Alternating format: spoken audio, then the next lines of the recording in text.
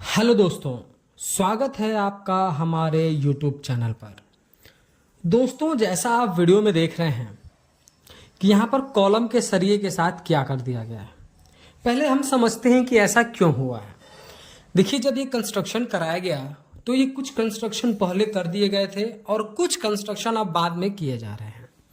पहले 7 फीट के हाइट तक कंस्ट्रक्शन कर दिया गया था और ये हुआ था कि आगे चल के जब स्लैब लगाना होगा तो हम इसके ऊपर अपना और ब्रिक वर्क करके कॉलम की शटरिंग करके कॉलम की लेंथ को बढ़ा लेंगे और अपने स्लैब की कास्टिंग कर लेंगे। कुछ बजट का इशू रहा होगा तो क्या किया गया, 7 फीट तक जो है कास्टिंग करके यहाँ पर टीन शेड रख दिया गया था। अब जो कॉलम के सरिये निकले होते हैं वो टीन शेड को अच्छी तरीके से उस पर बैठने नहीं देते हैं, अच्छी तरीके से दीवार से चिपकने नहीं देते हैं, इसलिए सरिये को बैंड कर दिया गया था। अब चूंकि काम कराया जा रहा है, काम को स्टार्ट कर दिया गया, स्लैब की कास्टिंग की प्रिपरेशन चल रही है, तो फिर कॉलम के सरिये को सीधा किया गया। और कॉलम के सरिये को सीधा करने के बाद जैसा आप देख रहे हैं कुछ इस तरीके का हाल कॉलम के सरिये का हो गया है, जो कि ये बिल्कुल गलत तरीका है। अब इस तरीके से हम जो है कॉलम अगर इस तरीके से बंधा हुआ है, किसी कॉलम में अगर इस तरीके का सरिया इस तरीके से बांध दिया गया है तो फिर वो कॉलम कास्ट नहीं किया जा सकता, वो बिल्कुल गलत तरीका है।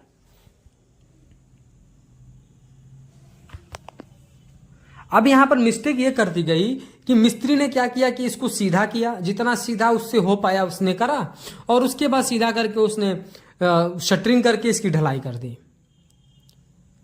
तो ये सबसे बड़ी दिक्कत है। अब ये करने के बाद देखिए, जो हमारा रेनफोर्समेंट था वो तो हमारे कंक्रीट में छुप गया, पर प्रॉब्लम क्या क्या है आप उसको समझ लीजिए। सबसे पहले आप समझिए कि कॉलम का जो सरिया बांधा जाता है वो कॉलम का सरिया बिल्कुल स्ट्रेट होना चाहिए। इसीलिए कॉलम के सरिये को जब खड़ा किया जाता है, कॉलम की शटरिंग को खड़ा किया जाता है, तो उसको साहुल या ओलम से प्रॉपर मेजर किया जाता है कि वो बिल्कुल स्ट्रेट हो, ताकि लोड डिस्ट्रीब्यूशन में उसको किसी तरह की कोई प्रॉब्लम्स न आए। तो पहला शर्त यह है कि हमारे कॉलम का जो सरिया है वो बिल्कुल स्ट्रेट होना चाहिए, उसमें किसी तरह का जॉगल नहीं होना चाहिए। इस तरीके की जॉगल की मैं बात कर रहा हूं। वैसे हम कॉलम के सरिये में जॉगल देते हैं, मैं आगे उसको आपको एक्सप्लेन करूंगा, लेकिन ये जॉगल नहीं है, इसको तो पूरा बैंड कर दिया गया। तो इस तरीके का कुछ नहीं होना चाहिए, क्योंकि ये तरीका एकदम गलत है। देखिए, हम कॉलम में सरिया इसीलिए डालते हैं, हम जब कॉलम की कास्टिंग करते हैं तो हमारा कंक्रीट इतना कैपेबल होता है कि वो आराम से ऊपर से आने वाले सारे लोड को बियर कर सकता है। लेकिन उसमें टेंसाइल स्ट्रेंथ को बढ़ाने के लिए, तन्यता फोर्स को बढ़ाने के लिए, तन्यता बल को बढ़ाने के लिए हम उसमें रेनफोर्समेंट डालते हैं। कंप्रेसिव स्ट्रेंथ में तो हमारा जो कंक्रीट है वो बहुत कैपेबल है, यानी ऊपर से अगर दबाव आता है तो उसको झेलने के लिए हमारा कॉलम में जो हमने अपना M20 ग्रेड का कंक्रीट यूज करा है वो कैपेबल है। लेकिन उसमें टेंसाइल स्ट्रेंथ भी बढ़े, उसमें थोड़ी लचीलापन आए, इसके लिए जो है हम उसमें सरिया यूज करते हैं। और अगर इस तरीके से यूज करेंगे तो हमने सरिया जिस चीज के लिए डाला वही काम हमने गड़बड़ कर दिया। तो अब क्या होगा कि जब ऊपर से लोड आएगा या साइड से फोर्स लगाया जाए या कभी अर्थक्वेक आए तो ये वो कॉलम का सबसे वीक पॉइंट है जहां से कॉलम टूट सकता है, बैंड हो सकता है। अब समझिए, इतनी छोटी सी गलती है जो आपको दिख रही है ये आपको कितना नुकसान पहुंचा सकती है।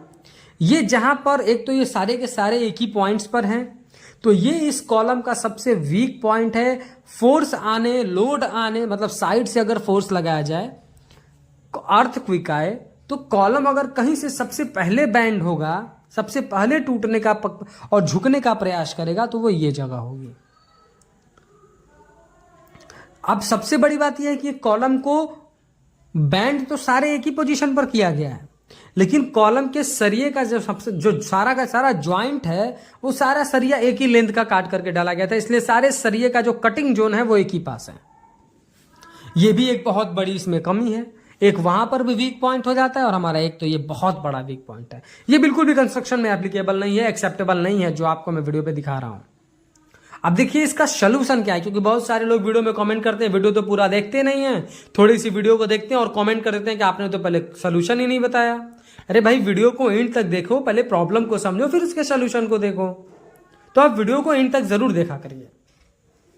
देखिए, सबसे पहले इसका सोल्यूशन ये है कि आप कोशिश करें कि इस तरीके की प्रॉब्लम ना आए। आपको अगर टीन शेड रखना है तो आप पूरे पूरे कॉलम को खड़ा कर लें, या फिर रेनफोर्समेंट उतना ही बांधें, फिर डमी कॉलम बना लें। ये बहुत सारे इसके ऑप्शंस हैं। दूसरा, सरिया को जो अगर आपने बैंड भी कर दिया है तो प्रयास करें सरिया को पूरा स्ट्रेट सीधा खड़ा करने का। उसके लिए आप डाई का यूज कर सकते हैं। भी बहुत सारी जो है इंस्ट्रूमेंट आ गए हैं जिसकी हेल्प से हम कॉलम के सरिया अगर बैंड भी हो गया तो हम बिल्कुल उसको स्ट्रेट खड़ा कर सकते हैं। ये 2 तरीका आपको बहुत इजी है, आप कर सकते हैं। और अगर इसके बावजूद कॉलम का सरिया आपने मोटा डाल दिया डाई से या फिर इंस्ट्रूमेंट से, नहीं वो सीधा हो रहा है, तो जैसा आपको मैं अभी इमेज में दिखा रहा हूं, इसमें आपको बताया गया है कैसे कि जहां से आपको 2 कॉलम जोड़ने होते हैं। देखिए, मान लीजिए आपको ये जो कॉलम दिख रहा है, ये कॉलम 7 फीट की हाइट तक ढाला गया था और सरिया 1.5 फीट 2 फीट बाहर निकाला गया, जैसा आप वीडियो में सब देख रहे हैं। अब जाहिर सी बात है कि मुझे कॉलम को और ऊपर लेके जाना है तो मुझे और इसमें सरिया बांधने होंगे। तो जो हम ओवरलैप देते हैं वो कम से कम 1.5 फीट 2 फीट तो देते हैं। तो ओवरलैप 1.5 फीट 2 फीट न दे करके अगर ये 2.5 फीट का भी डिस्टेंस है तो ओवरलैप कहां से दें? जैसा मैं आपको वीडियो में दिखा रहा हूं, जहां से कॉलम में जॉगल मारा गया है, जहां पर से सरिया मुड़ा हुआ है। देखिए, नीचे से सरिया बिल्कुल स्ट्रेट आया हुआ है, कॉलम से एक लगभग मान के चलिए आप 6 से 7 इंच ऊपर आने के बाद ये टेढ़ा हो रहा है, 5 इंच ऊपर आने के बाद टेढ़ा हो रहा है। तो जहां से ये बैंड हुआ है, आपको वीडियो में दिख रहा है कि ऊपर वाले सरिये को बिल्कुल नीचे से जो हमारा सरिया निकला हुआ है, उस सरिये को हल्का जॉगल मार करके ऊपर से आने वाली सरिये को बिल्कुल नीचे के सरिये के अलाइनमेंट में खड़ा कर दिया गया है। तो अगर यहां भी इस तरीके की प्रॉब्लम आई कि आपका कॉलम का सरिया जॉगल हो गया, इतना ज्यादा बैंड हो गया, तो इस तरीके से आप अपने कॉलम में ओवरलैप ऊपर न दे करके, जैसे मान लीजिए आप लोग कहेंगे कि ओवरलैप इतना ज्यादा क्यों दे, तो इसका कोई और हमारे पास सोल्यूशन नहीं है। ओवरलैप मान लीजिए आपने 50D के हिसाब से निकाला और 600 mm आया, 2 फीट आया, पर ये 2.5 फीट है, तो आप सरिये को और नीचे लेकर आए और जहां से ये मुड़ा हुआ है बिल्कुल वहां से नीचे का सरिया स्ट्रेट आया हुआ है, उसके ऊपर से रख करके इस तरीके का पोजीशन बनाते हुए आप ऊपर तक लेकर जाएं। ये तरीका एकदम सही है। इससे आपका जो है थोड़ा वेस्टेज तो होगा, थोड़ा आपका जो सरिया है वो ज्यादा आपके कॉलम में लगेगा, पर ये बिल्कुल तरीका सही हो जाएगा।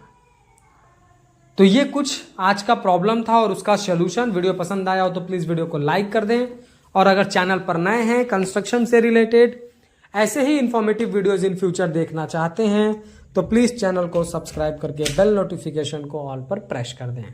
Thank you.